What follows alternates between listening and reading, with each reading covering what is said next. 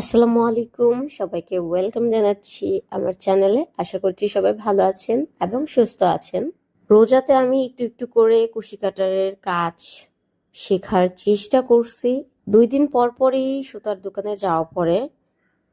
So ওই দিন আমার চোখে এই ইয়ার্নটা পড়লো। এটা ধরে এত সফট, এত মানে লাক্সারি লাগতেছিল, ফ্যান্সি ইয়ার্ন টাইপের। সো ভাবলাম যে 2টা কালার নিয়ে যাই, একটা দিয়ে ব্যাগ বানাবো। ঈদ উপলক্ষে যেই শাড়িটা আমি কিনছিলাম সেটা হচ্ছে মেরুন কালার ছিল, যার জন্য আমি ব্যাগটাও মেরুন কালার বানাচ্ছি। ব্যাগের জন্য আমার 2টা রাউন্ড পার্ট লাগবে। এখানে আমি ম্যাজিক রিং করেছি, তারপর 3বার ইনক্রিজ করছি, তারপর নর্মাল রাউন্ড রাখছি। বাট একটু কেন জানি লেদা লেদা হয়ে যাচ্ছিল, কারণ রাউন্ডটা আমি ফার্স্ট টাইম করতেছি। অ্যান্ড এই ইয়ার্নের জন্য একদম রাউন্ডটা স্টেবল থাকতেছিল না। আমি তো ভাবতেছিলাম, হায় হায়, আমি এই ইয়ার্নটা চুজ করে কি ভুল করলাম নাকি। রাত 2টা পর্যন্ত আমি রাউন্ড কমপ্লিট করার চেষ্টা করছি। রাউন্ডটা মেক করে আমি মাঝখানে অনেক দিন গ্যাপ চলে গেছিল, কারণ এটা বানানোর জন্য যে অ্যাক্সেসরিজগুলো লাগতো সেগুলো আমার কাছে অ্যাভেলেবেল ছিল না। রাউন্ডের সাথে আমি আবার সাইডের জন্য একটা পার্ট পার্ট কি বলবো, এটার আমি বুঝতেছি না। সাইড এই যে ভিডিওতে যেভাবে দেখাচ্ছি আছে, এইটা হচ্ছে মেক করছি। এতে ব্যাগটা আরো বেশি 3D লাগবে। আমি এই রাউন্ডের মানে ভেতরের দিকে, ব্যাগের ভেতরের দিকে আমি হচ্ছে ইন্টারলাইনিং অ্যান্ড ফেব্রিক অ্যাড করব। এখানে দেখতেই পাচ্ছেন আমি রাউন্ড শেপের 2টা ইন্টারলাইনিং কেটে নিয়েছি, দেন ফেব্রিকের উপর পেস্ট করছি। যেহেতু আমার ইয়ার্নটা অনেক সফট, আমার সার্কেলটা যেটা বানাইছি ওইটাও অনেক নেতাই গেছে এমন। বাট যেহেতু ফ্যান্সি ইয়ার্ন, দেখতে খুবই রয়্যাল একটা লুক দেয়, যার জন্যই চুজ করা। সো এটাকে আমার দাঁড়া করানোর জন্য ইন্টারলাইনিং দিতেই হবে। এইখানে আমি ডাবল কাপড়ের উপর রাউন্ড ইন্টারলাইনিংটা পেস্ট করেছি, দেন হচ্ছে সার্কেল একটু ফাঁকা রেখে বাকিটা স্টিচ করে দিয়েছি, তারপর উল্টিয়ে নিয়েছি। উল্টিয়ে দেন হচ্ছে আমি আরেকটা চাপ সেলাই দিয়ে দিয়েছি। এখানে আমার মিস্টেকটা হচ্ছিল যে আমি যে ফাঁকাটা রাখছি উল্টানোর জন্য, ওইখানে আমি ফেব্রিকটা খুব কম রাখছি, যার জন্য আমার চাপ সেলাই দেওয়ার টাইমে, এটা বন্ধ করার টাইমে সমস্যা দেখা দিতেছিল। বাট অনেক কষ্টের পর পারছি। আপনারা চাইলে শুধু ফেব্রিক দিয়ে হ্যান্ড স্টিচও করে দিতে পারবেন রাউন্ড করে।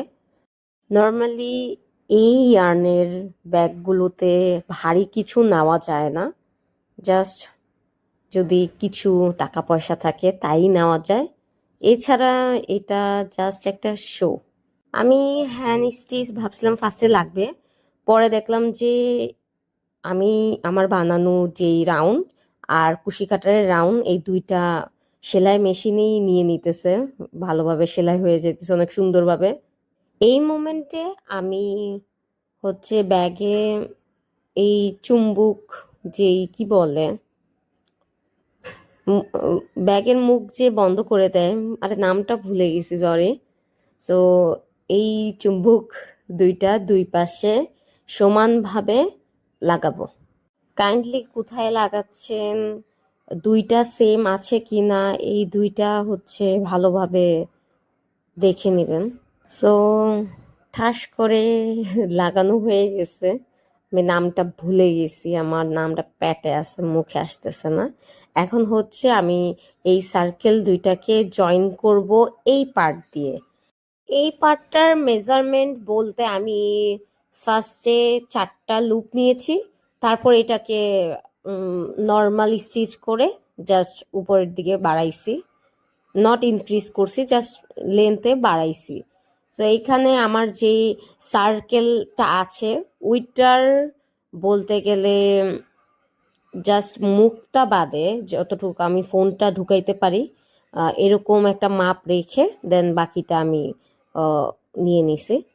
তো আশা করি বুঝতে পারছেন, এই ক্লিপটা দেখলেই বুঝবেন যে আমি কিভাবে জয়েন করছি অ্যান্ড কি চলছে এটার ভিতরে।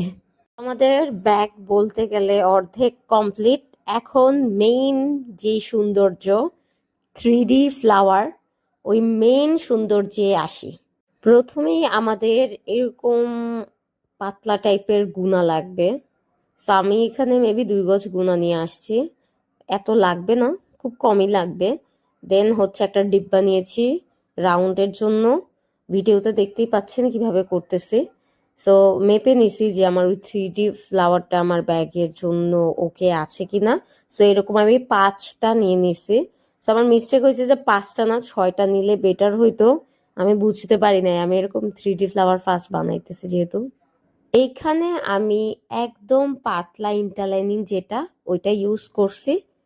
এইখানে স্যান্ডউইচ মেথড অ্যাপ্লাই করছি, ফেব্রিক দিয়েছি, ইন্টারলাইনিং দিয়েছি, দেন হচ্ছে আমার যে শেপটা এটা মিডলে রাখছি, দেন আবার ইন্টারলাইনিং, ফেব্রিক।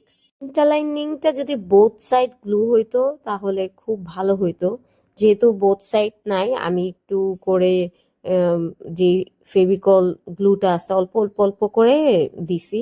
তারপরও আমি হচ্ছে আমার মন মতো হচ্ছিল না।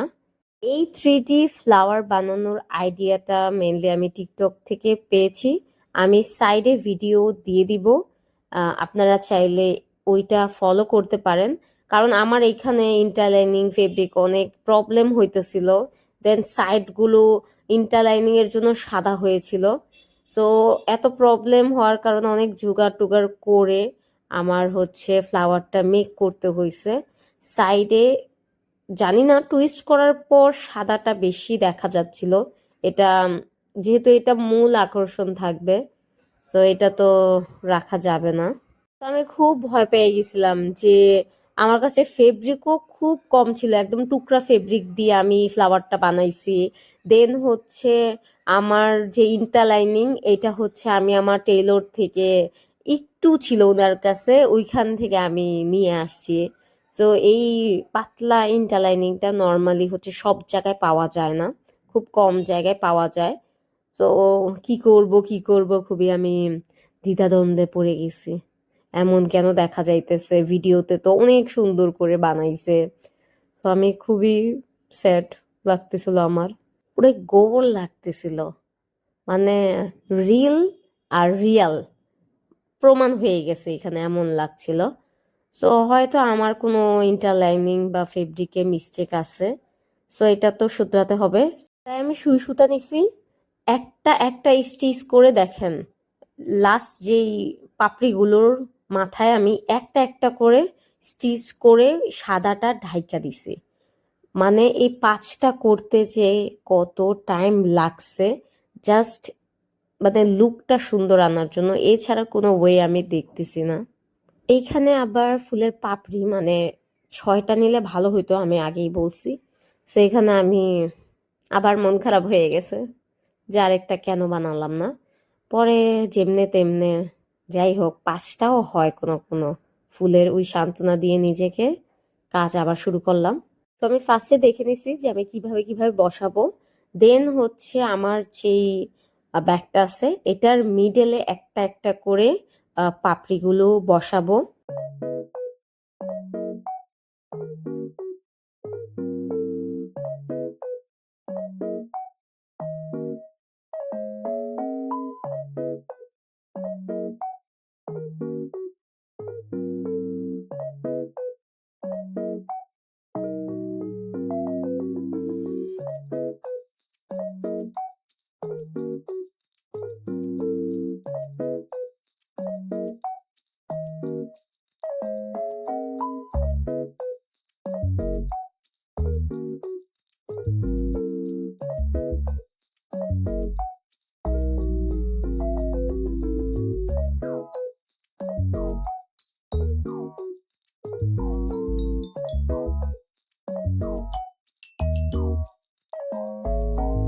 ফুল বানানো হয়ে গেছে। এখন মিডলে কিছু জায়গা অবশিষ্ট আছে দেখবেন যে স্টিচ করার পর। এখানে কিছু পুঁতি, বিডস, পাইপ এগুলো দিয়ে আমি ফুলের একটা ভাইব দিব মিডলে, মানে রেনুর একটা ভাইব দিব, সরি। তো এখানে আমি মেরুন কালারের রাউন্ড স্টোন গুলো নিছি। তো আমি ফার্স্টে রেড কালার নিতে চাচ্ছিলাম, বাট রেড থেকে ডিপটা খুব ভাল লাগতেছিল। এখানে 1 তোলা পুঁতি নিছি। সো আস্তে আস্তে ধীরে ধীরে একটা একটা পুঁতি বসাইতে হবে। দেন আমি গোল্ডেন কালার রেনুর জন্য একটু মিডিয়াম সাইজের পাইপ নিয়েছি আর ছোট পুঁতি নিছি। পাইপ আর ছোট পুঁতি আমি হাফ তোলা করে নিছি। এখানে খুব কমই লাগবে।